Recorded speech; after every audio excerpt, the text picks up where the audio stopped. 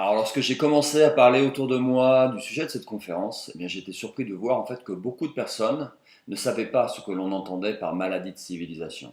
Elles en avaient toutes déjà entendu parler, mais peu savaient réellement à quoi cela correspondait.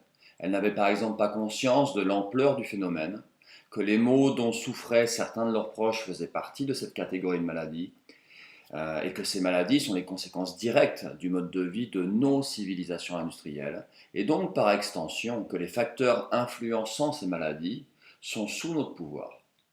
Elle n'avait pas conscience non plus que ces pathologies sont parfois inexistantes dans d'autres régions du globe. Par exemple, 60% de l'ensemble des cancers colorectaux surviennent dans la population des régions dites développées. Alors, ces maladies qu'on appelle de civilisation sont divisées communément en quatre groupes. Les maladies cardiovasculaires comme l'hypertension et l'artériosclérose, les maladies du métabolisme comme le diabète, l'obésité, la fatigue chronique, les maladies auto-immunes et de l'immunité comme les hépatites chroniques, les rhumatismes inflammatoires, les allergies, les maladies dégénératives comme les rhumatismes, les affections neurologiques et sensorielles et les cancers. Alors, le point commun à toutes ces maladies, c'est donc qu'elles sont directement liées à notre environnement et à notre style de vie, au style de vie de nos civilisations occidentales. Stress, peur, manque de sommeil, sédentarité, alimentation toxique, alcool, cigarettes, environnement pollué, déconnexion de la nature. Une conséquence directe de tout ça, eh bien, notre consommation grandissante de médicaments antibiotiques, anti-inflammatoires, antihypertenseurs, antidépresseurs, somnifères. En moyenne, un senior consomme 6 médicaments par jour, alors que les interactions entre ces médicaments sont ingérables. Alors, malgré les progrès de la médecine, bien souvent, elle reste impuissante. Les médicaments proposés par l'industrie pharmaceutique sont le plus souvent à visée symptomatique et non curative, c'est-à-dire qu'ils ne s'attaquent pas aux véritables causes du problème. Et le terrain de la personne reste du coup favorable au développement de la maladie qui s'est installée auparavant. Alors pour traiter le fond du problème, il n'y a pas d'autre choix que de revenir à des modes de vie plus adaptés à l'espèce humaine, plus adaptés aux vivants.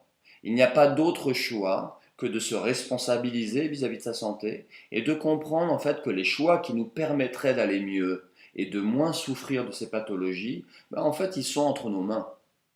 Nous avons le pouvoir d'intervenir sur les facteurs influençant ces différentes maladies de civilisation et tout particulièrement en nous reconnectant avec notre nature profonde, la vie, en apprenant à mieux comprendre la nature du vivant, à l'aborder avec beaucoup plus d'humilité et d'amour. Nous devons désapprendre notre sentiment de supériorité vis-à-vis du vivant, pour réapprendre à accompagner avec humilité la vie qui coule en nous.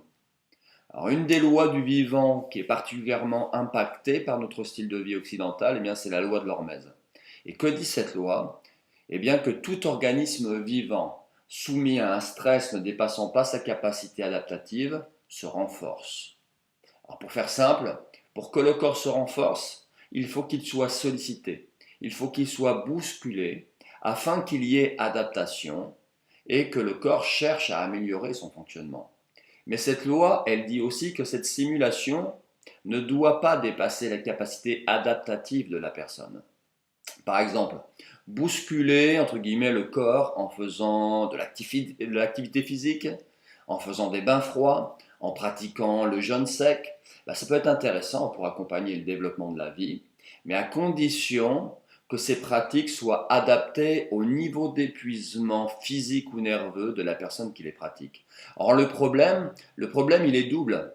Premièrement, nous vivons dans trop de confort, ce qui fait que cette loi de l'hormèse est très peu active, et donc nos corps ont plutôt tendance à dégénérer plus qu'à se renforcer.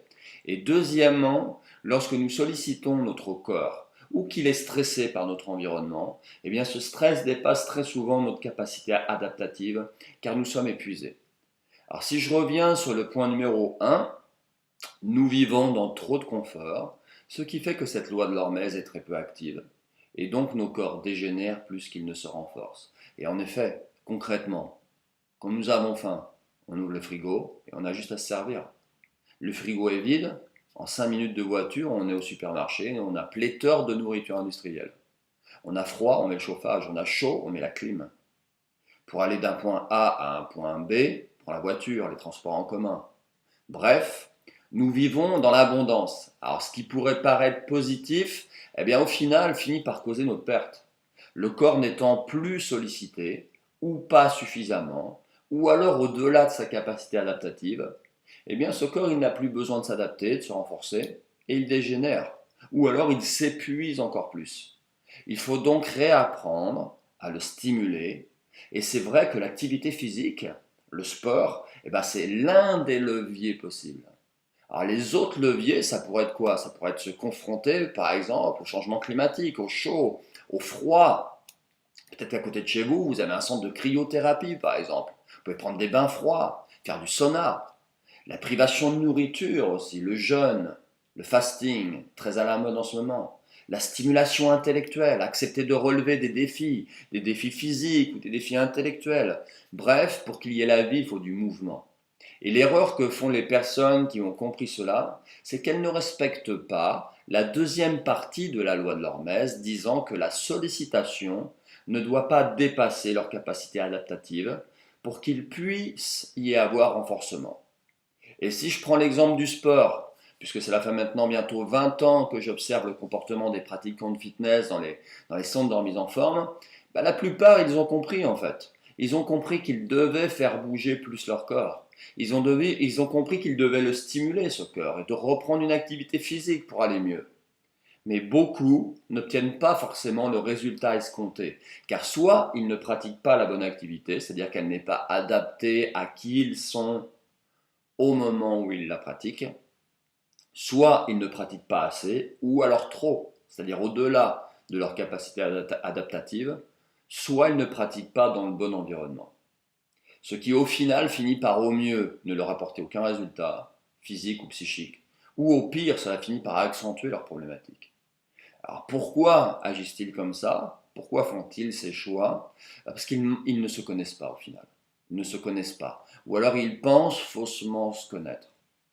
Souvent, et je me mets dedans, hein, souvent on manque d'humilité, on manque d'amour, on manque d'écoute vis-à-vis de notre corps.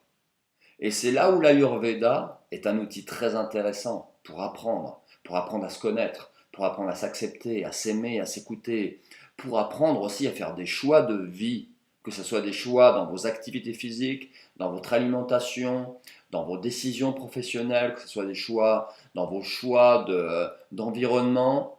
Ben, ça nous apprend à faire des choix conscients en fait. Et surtout des choix qui soient dans le respect de qui nous sommes.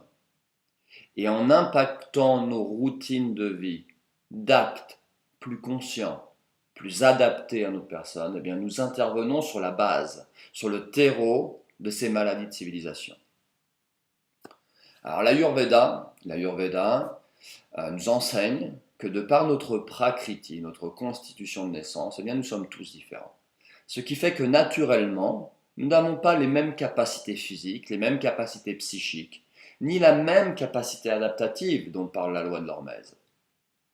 Et que de par cette prakriti différente, nous ne sommes pas tous attirés vers le même style d'activité physique, le même style d'environnement. Et souvent, de ce que j'ai pu observer dans les clubs de fitness depuis 20 ans, il y a une grande différence entre ce que nous avons envie de faire et ce que nous devrions faire pour notre bien-être ou pour notre pleine santé. C'est pourquoi je crois souvent des gens qui me disent « Mais Yannick, je ne comprends pas.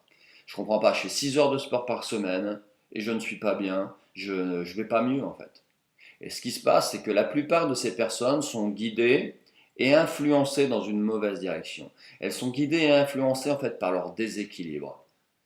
Et faute d'être entendues depuis tant d'années, qu'est-ce qui s'est passé? Tout leur corps, ou la vie à l'intérieur de ce corps, si vous préférez, a réagi et les pousse dans une direction, dans des choix d'activité qui vont les conduire dans un mur plus rapidement en fait, pour les pousser à réagir plus vite, à modifier leurs activités, à modifier leur routine de vie. Alors quand je parle de mur, je parle aussi de ces fameuses maladies de civilisation, parce que l'annonce d'une tumeur, l'annonce d'un cancer, vous fait le même effet que de percuter très fort un mur. Et ça vous oblige à prendre conscience de votre vie.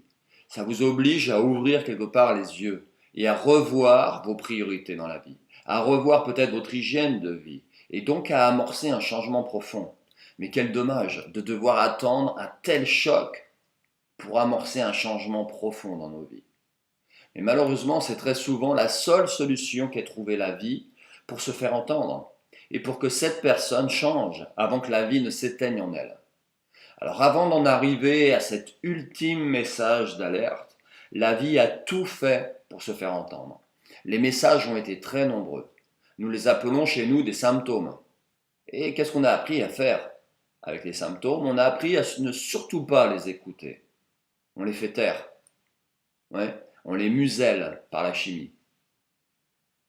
Et l'industrie du fitness, si vraiment souhaite peser dans la lutte pour une planète plus en forme, eh ben, doit opérer une mutation. Ouais. Une prise en charge globale de l'être humain est nécessaire pour l'amener à la pleine santé. Impossible de dissocier son plan physique du plan mental, émotionnel et spirituel. Le fitness de demain prendra en charge l'être humain de manière holistique. Le fitness 2.0 sera ayurvédique. Alors si vous faites du sport dans l'objectif d'être en meilleure santé, dans l'objectif du bien-être, alors tenez compte en fait des messages que vous envoie votre corps et adaptez vos séances. Là je parle d'objectifs de santé, mais si vous êtes dans un objectif de performance, au final, peut-être que vous devriez en faire autant. Parce que je ne connais pas de grands champions qui gagnent des compétitions en étant mal dans sa peau ou en étant malade. Et tenez compte donc de ces messages que vous envoie votre corps et adaptez vos séances en fonction de vos déséquilibres ayurvédiques. Un style de message que peut-être certains d'entre vous peut-être reçoivent en ce moment. Imaginez les messages. Inquiétude. Vous vous sentez anxieux, vous êtes dans vos peurs, dans le doute. Vous perdez votre concentration, vous avez du mal à maintenir votre attention, vous cogitez beaucoup, ça tourne très vite dans votre tête, problème de sommeil, vous êtes agité, vous êtes fatigué, vous manquez d'appétit, vous êtes peut-être constipé, vous avez peut-être la peau très sèche, des douleurs dans les articulations ou dans le bas du dos, vous avez peut-être remarqué des spasmes musculaires. Eh bien, félicitations, vous êtes en excès de vata. Vous êtes en excès de vata, ce qui signifie que par rapport à votre prakriti de naissance, eh bien, le dosha vata a pris trop d'ampleur. Cette énergie déborde chez vous. Et c'est ce qui crée ces mots. Ces mots sont quoi? Ce sont des alertes qui vous veulent du bien, pour vous signaler, pour vous pousser en fait à changer certaines choses dans vos routines de vie, peut-être particulièrement dans vos activités physiques. Donc il va falloir faire des choix dans vos vies qui soient opposés aux gunas du dosha en excès. Et quels sont les gunas ou caractéristiques de vata? Vata c'est léger, sec, froid, mobile, rugueux, subtil. Donc il va falloir choisir un style d'environnement pour vos séances qui soit à l'opposé de tout ça.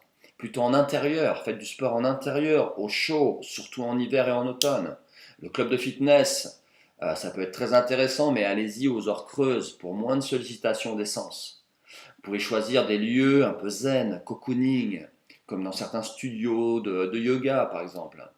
Un lieu où en tout cas vous allez être bien pris en charge par des coachs, chouchoutés, accompagnés, écoutés.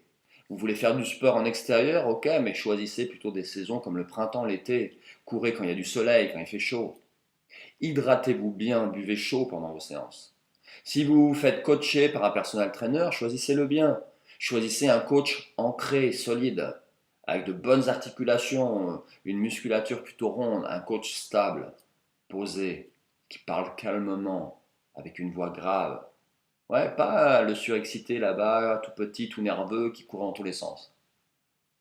Quoi privilégier comme activité? Le renforcement musculaire plutôt que le cardio-training. Donc il faut être moins dans le mouvement, vous avez compris, plus dans l'ancrage. Donc travailler sa musculature, c'est intéressant. Le renforcement musculaire, il doit être lent et contrôlé.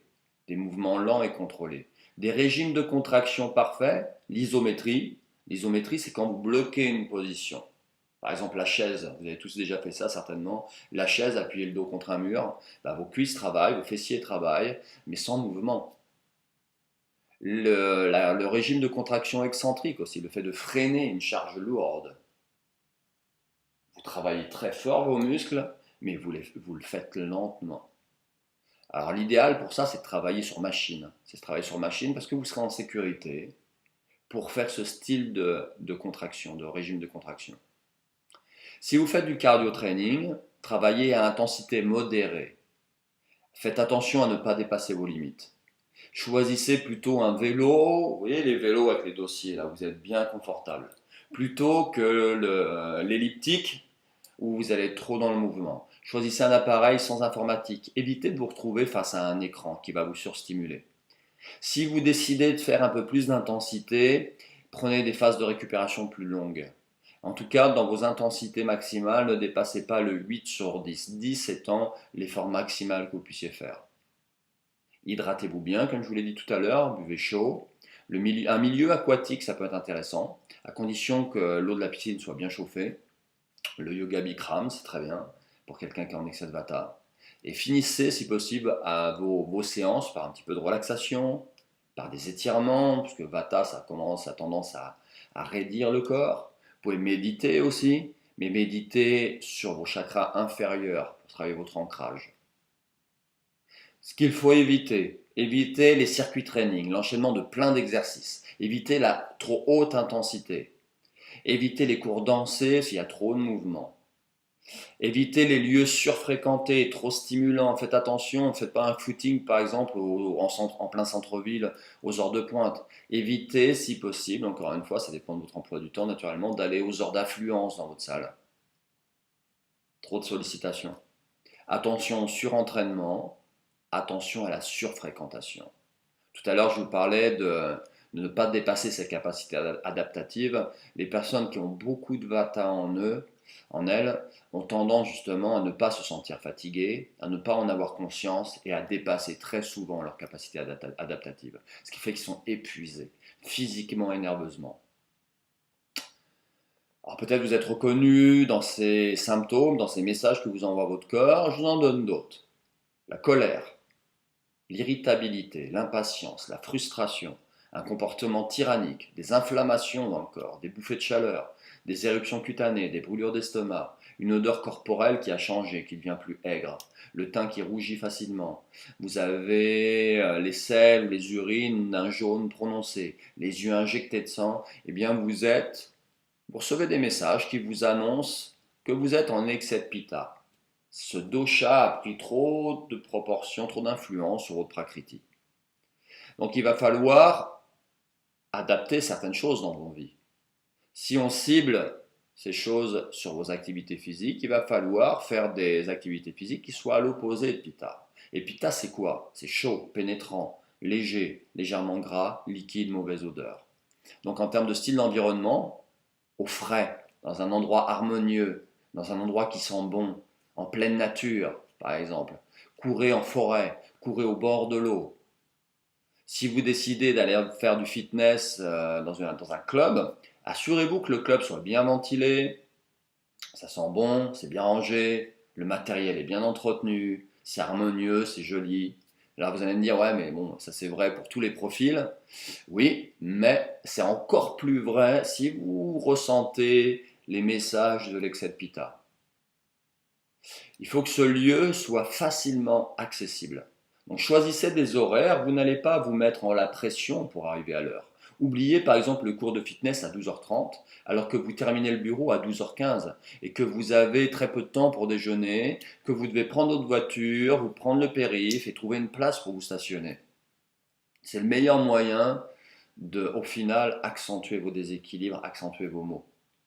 Choisissez un lieu où vous n'allez pas avoir de pression sociale dans votre club. Pas de pression sociale. Pas de jugement parce que vous n'avez pas la dernière tenue de yoga, la dernière tenue Reebok à la mode, etc.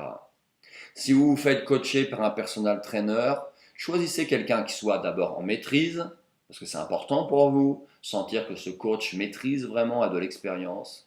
Sentez quelqu'un d'apaisant. Ne prenez pas un coach qui soit comme vous en excès de pitta, ça c'est le risque. Ouais, c'est de prendre le coach qui nous ressemble en fait. Par exemple, ne prenez pas le guerrier là-bas avec ses tatouages surmusclés, tout rouge et qui crie sur ses clients qui sont en train de faire des pompes. Quoi privilégier comme activité?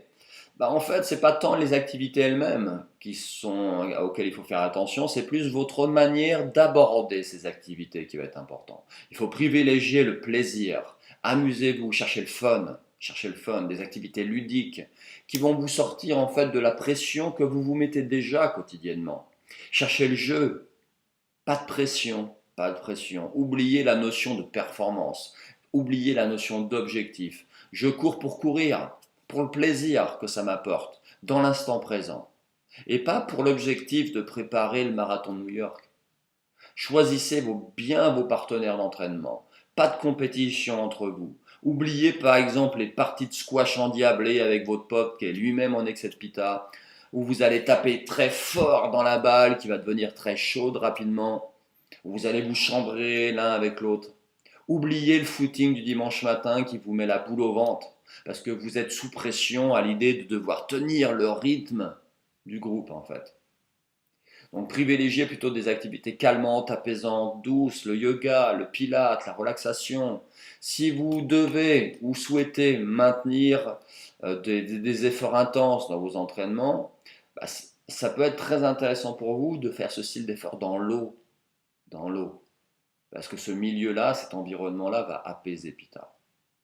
Dernière chose pour vous, soyez très à l'écoute de votre corps.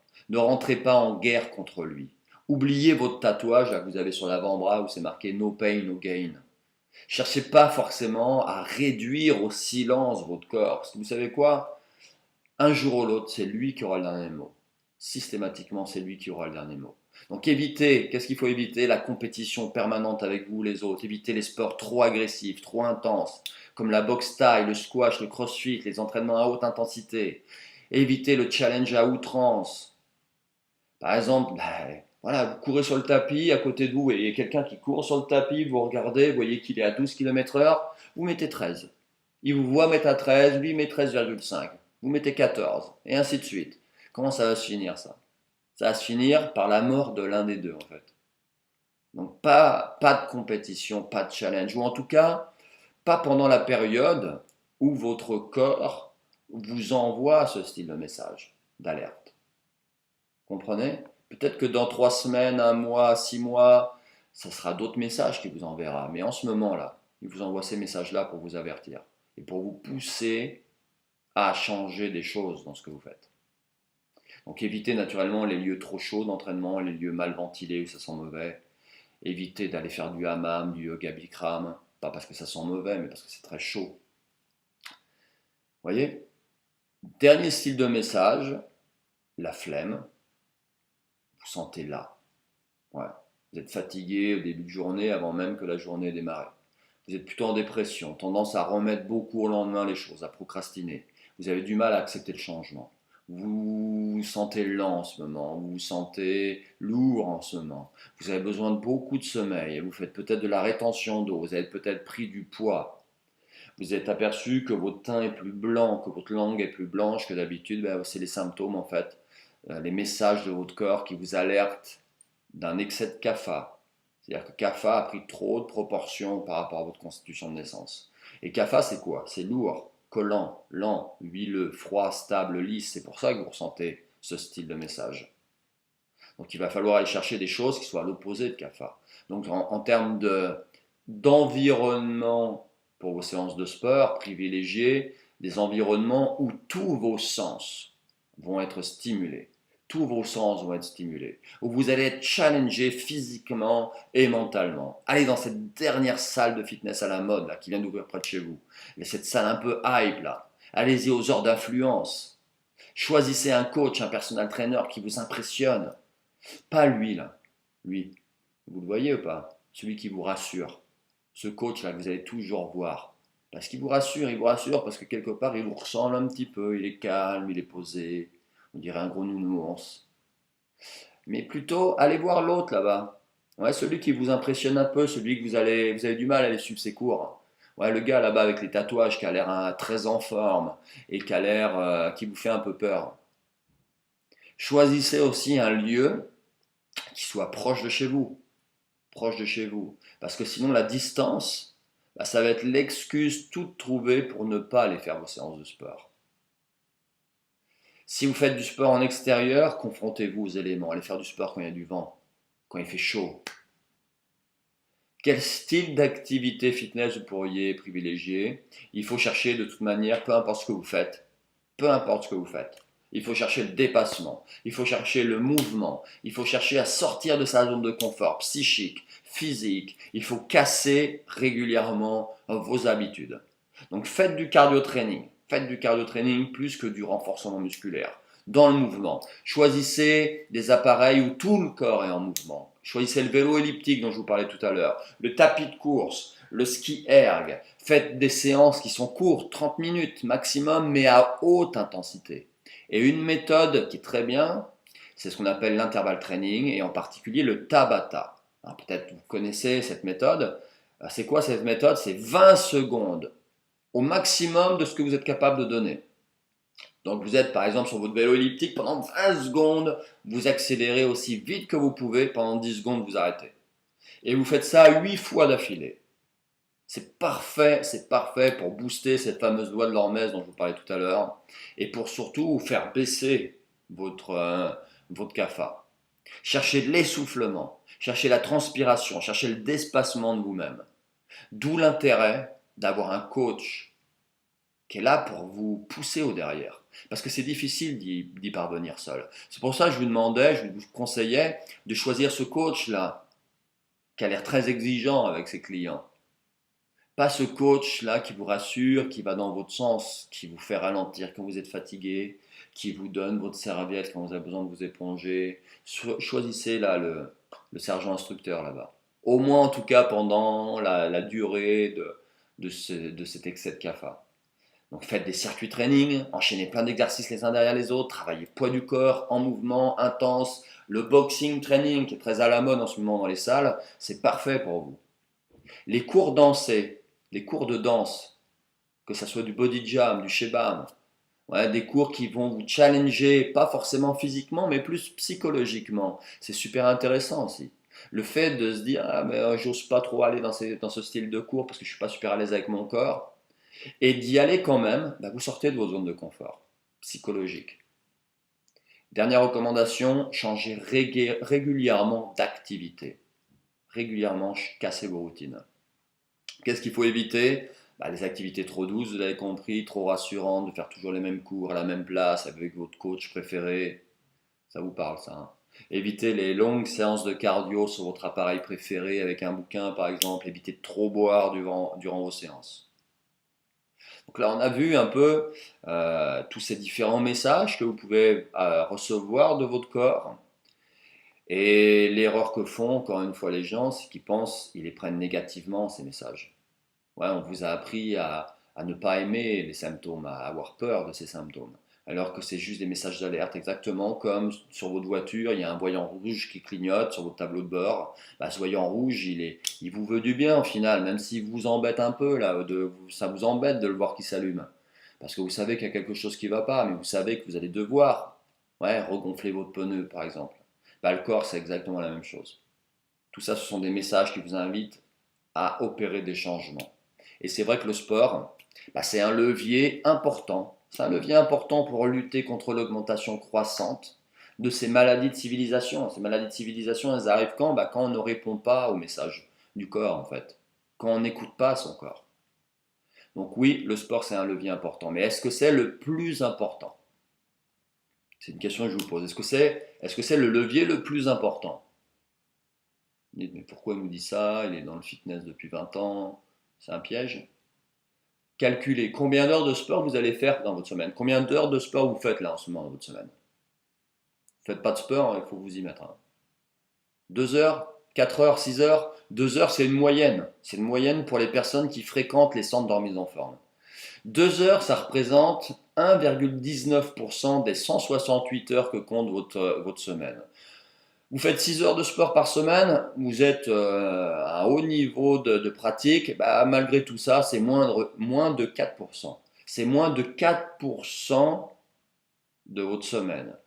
Question, qu'est-ce que vous faites le reste du temps? Que faites-vous les 164 autres heures? Est-ce que vos actes vous amènent vers la pleine santé ou vous en éloignent? Alors le piège, c'est de se dire, allez, ok, je fais mes 2 heures de sport par semaine, c'est bon, j'ai fait mon taf pour être en pleine santé. Le problème, c'est que si les 166 autres heures, vous mangez des aliments toxiques, vous vivez dans un environnement pollué, vous faites un travail que vous n'aimez pas, qui vous stresse, donc vous êtes plongé dans des états émotionnels négatifs, peut-être de peur, de colère, l'impact de votre sport, même si celui-ci est complètement adapté à vos déséquilibres, vous avez suivi mes recommandations, l'impact de votre sport sera au final très minime sur votre pleine santé.